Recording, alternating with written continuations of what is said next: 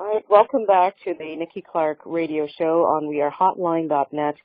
And on the line right now is an amazing man. He is doing some incredible things in the Black historical perspective in the community. Would you please welcome Stephen Cook to the show? How are you doing, Stephen? I'm doing great, Nikki. Great to be with you.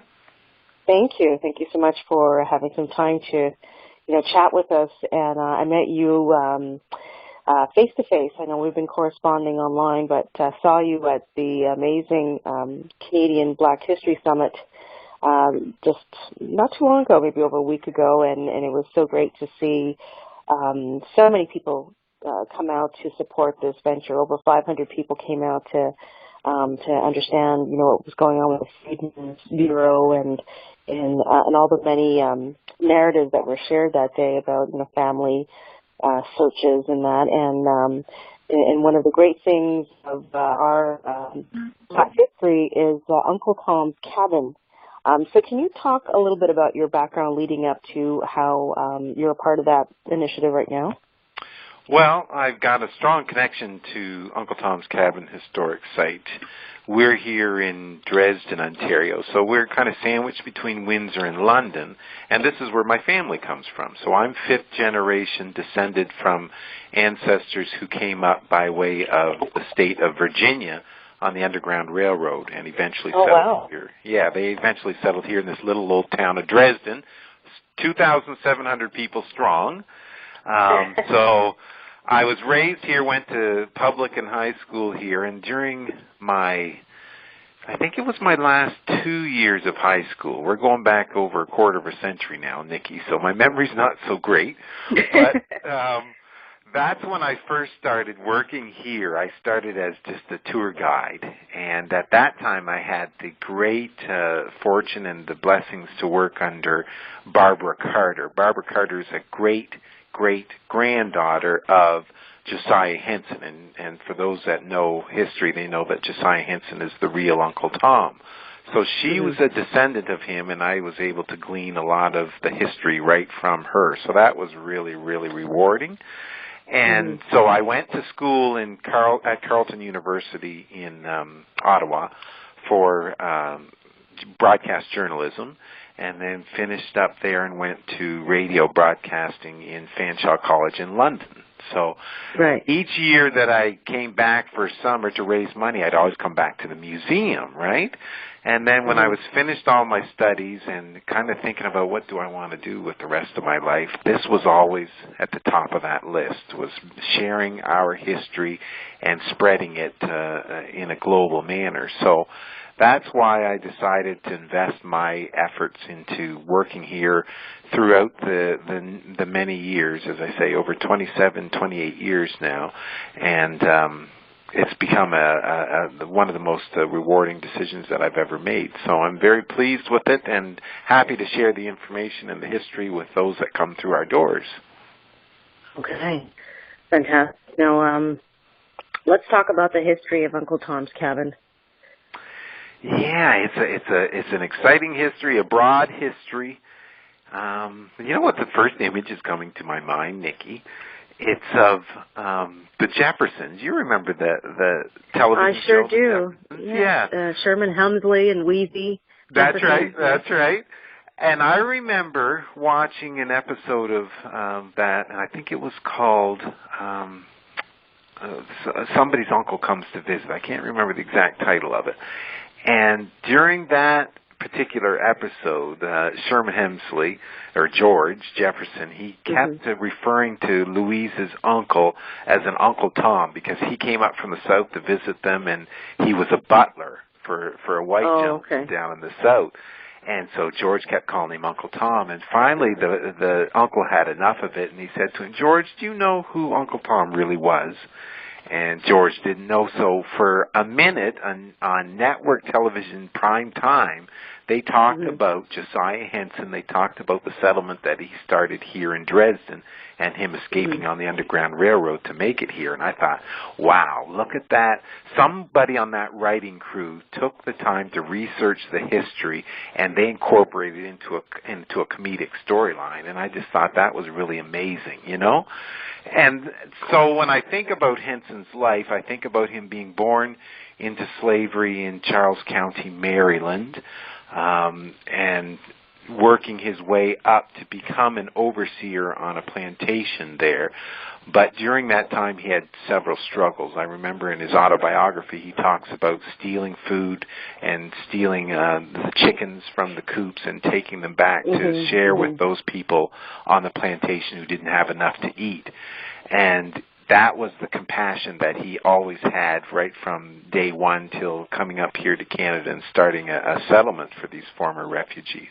So he worked his way up to become an overseer, and his owner got into financial difficulty, and because he wanted to protect himself from losing any of his profits, he wanted to move his slaves, as he called them, from Maryland to his brother in Kentucky, and he put Josiah Henson in charge of making that trip. So Josiah Henson led 18 of them from Maryland to Kentucky, and when they got close to the Ohio border, they could have escaped to freedom. And it was one decision that Josiah Henson always regretted, that he didn't let them make their way north to find their freedom. He believed in honoring your word. If you give somebody your word, then you honor it. So he led them to Kentucky, and it was in Kentucky where he made an arrangement with his owner back in Maryland. His owner in Maryland said, if you save up $450, I'm going to give you your freedom. Okay, so as an overseer, you got paid a little bit of money. Well, Henson had saved up $350, and so he made his way back to Maryland, and his owner said, all right, well, you just owe $100 more for your freedom. You signed these freedom papers, and that will be our contract. Well, he took advantage of the fact that Josiah Henson didn't know how to read or write, and when Henson opened up the papers when he got back home to Kentucky, the contract said, you don't owe $100, you owe $1,000 if you want your freedom. So it was at that point that Josiah realized, this owner has no intentions of honoring his word, so we're going to steal our freedom. So he made his way to Canada with his wife Charlotte and their 4 small children on the Underground Railroad, traveling for 6 weeks, hiding during the daytime and traveling at night under the cover of darkness. They were helped out by First Nations people along the way. And it's really interesting in his autobiography, he talks about when his family first saw the First Nations people, they were like, we don't know what that is or who that is. So they ran back. And the First Nations people hadn't seen blacks either, so they ran back the way they came. And he said a few minutes had to pass before they realized, well, somebody's got to make the move. So they came out from hiding and realized they were both in need of assistance, and they helped each other out. So that was a really touching story about helping each other on the Underground Railroad. So they made it here to Canada, crossed over from Buffalo, New York, over to the Canadian side up there in St. Catharines, and he stayed there for about 7 years, and then worked his way down to the Windsor area because there was government tracts of land that they wanted to settle on. But it soon became clear to them that they really needed to buy their own land and start out as to make the right start in freedom so that they could get the profits from the sale of the land. So that's why they came here to the little town of Dresden in 1842. And it was with Henson's guidance and that strong will of his that one of the very first black schools ever in Canada was opened, called the British American Institute, and it drew 500 other former refugees from slavery all the way from the south up here to Dresden, and they started what was called the Dawn Settlement, as in the dawn of a new day.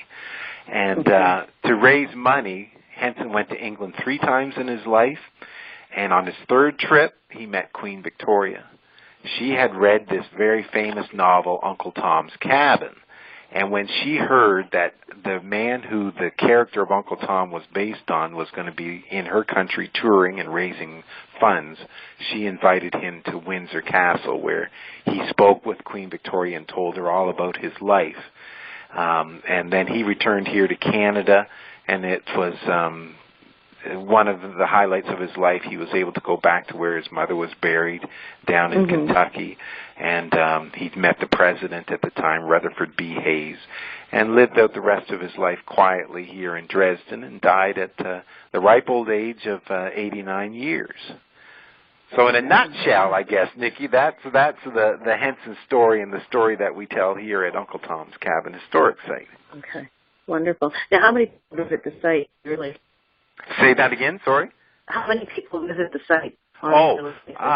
That's the really fascinating thing about working here, and I must say it's one of the draws that had me coming back when I was younger, was that you can take a look at the tour book and you will see names from countries around the world. Like normally we will see people from Germany, from Holland, from Italy, and mostly from the European nations, because the Uncle Tom's Cabin, the novel, when it came out, was really, really popular over there.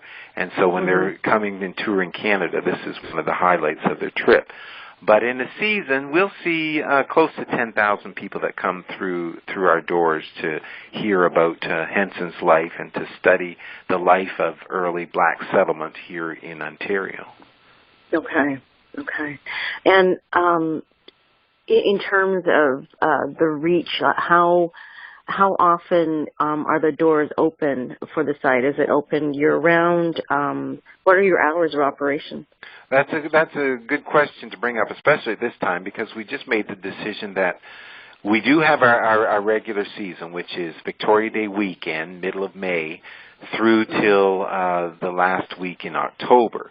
But after that, normally we would be closed. We kind of shuttered up the site and kind of went into a mothball state while we, the staff, went on marketing trips to help promote the site. But now we've decided that we're going to be open in the off season for groups and individuals that book in advance. So they can visit our website at uncletomscabin.org, and they can take a look and then find our contact information, and then request that a date that they'd like to come through and tour through the site. Okay. Well, what's been the biggest challenge for you, relating to Uncle Tom's Cabin and just the everyday operations of it from what you've seen? I think I would say it's reaching the youth. That's always been a passion of mine, and it's always been a challenge at the same time, because I grew up, as I say, here in Dresden, and not once did my class ever come out to visit the site, and it's right here in our own backyard. Yeah. Wow. So that's always been a passion of mine, and this year, this past Black History Month, we held our second, what's to become an annual workshop on how to incorporate the African Canadian narrative into the curriculum. And we were really, really surprised at the response. We had the room that we have where we have the workshop can only hold 35. We booked it within a day, and it drew teachers from this region within a school board called Lambton Kent District School Board, and that's the board I grew up in. So it was really rewarding to see all these teachers come through, and since that workshop, we've booked almost 400 students to come through our doors. So I think that's the way that we're going to approach in the future in marketing, is going right directly to the source and saying, this is what you need to be teaching. This is how you can teach it. Come and we'll teach that to you. So that, I think, has been the greatest challenge, but it's at the same time the greatest reward. Understood. Let's talk about some of the things that you're going to be doing in the next little while you say that you're going to be going on some trips to market the Uncle Tom's Cabin. Anything else in terms of just mini projects or mini campaigns to get the word out? Mm-hmm. Well, we've got, as you mentioned, I came back from Cleveland, Ohio, just this past weekend, where we attended the African American Travel Conference, and that was such a fantastic event, because these are all African American group leaders that you get 6 minutes with, and in 6 minutes you've got to plug your site. It's almost like speed dating. And when we completed that, we heard, between two of us, me and another colleague went down, we already have 3 bookings that have been made from that trade show. So I think we're going to see great results going ahead. And, the American market is really a strong market for us. Because that's where our ancestors are, is in the South, and for them to come up and retrace the route of the Underground Railroad is such an experience for them that we're really looking forward to sharing that story with them. But annually, we also have our Emancipation Day festival. It's going to be on July the 30th. It's a Saturday. It's a great mix of entertainment, singers, storytellers, drummers, and we also deal with the educational component where we have some lectures on the day that really put this perspective of emancipation and what it means to be free and the importance of this date being commemorated each year. So that's coming up in July. And then we're kind of throwing around what we're going to do for the 150th birthday next year in Canada. So we're looking at partnering with our other local Black sites and trying to get buses to bring students from the underprivileged areas and underserviced areas in the GTA and bring them all the way down here, because many of them don't, as I'm sure you know, Nikki, they don't get out of the city. And for them to get out here into the rural region and see the crops and see the flat lay of the land and how all those vegetables and food get to market, that'll be a really eye-opening experience for them. And then we'll be showing them, of course, this is the roots. This is where the roots of African Canadian society are. Wonderful, wonderful. Right, so you must have seen a number of people being transformed through the experience of Uncle Tom's Cabin. How have you been transformed by providing this service? How have I been transformed? Well, I have a greater appreciation for our ancestors and genealogy and tracing our family history and understanding how we got to be where we are today. If you talk to the great-great-granddaughter of Josiah Henson, she'll say that they didn't talk about the history of how they got into Canada because it was such a hard story, and it was such a story full of sadness and loss. And that, unfortunately, at the same time, if you don't talk about it, you lose it, right? All that history gets lost to time. So I've really developed an appreciation for making sure that our stories are written down, recorded, transmitted some way. This is all intangible history that we really need to share, because if not, we do lose it. So I think that's really transformed my way of approaching the future and recognizing the past. And I think it's the project that you and I were celebrating a couple weekends ago through the Black Canadian Summit is really groundbreaking work on bringing those stories to the forefront and recording them so that future generations will know them and will be able to learn from them. Absolutely, absolutely. And how can people reach you? They can reach me the two old ways. The telephone lines are still connected. I'm at 519-683-2804. They can also email me at stephen.cook@heritagetrust.on.ca. And, of course, check out our website at uncletomscabin.org. And I should mention, Nikki, you saw in my email name the name Ontario Heritage Trust. That is the provincial agency that operates Uncle Tom's Cabin and is really the lead agency for protecting and promoting all of our shared heritage. So it's great to be under their umbrella and to have them backing us and promoting the work that we do. Fantastic. All right, Stephen, I just want to thank you for sharing this wonderful information with us. And if the listeners just tuned in now to listen to Stephen Cook Don't fret. You can hear the conversation over and over again as many times as you like for the entire month. We're going to be playing the interview Monday to Thursday from 11 a.m. to noon on wearehotline.net. Stephen, thank you so much for your time, and I wish you the best of luck, and I hope to see you very soon. Oh, it's my pleasure. Thank you for the opportunity, Nikki. Oh, you're more than welcome. You have a great day. Thank you. You too. Okay, bye-bye.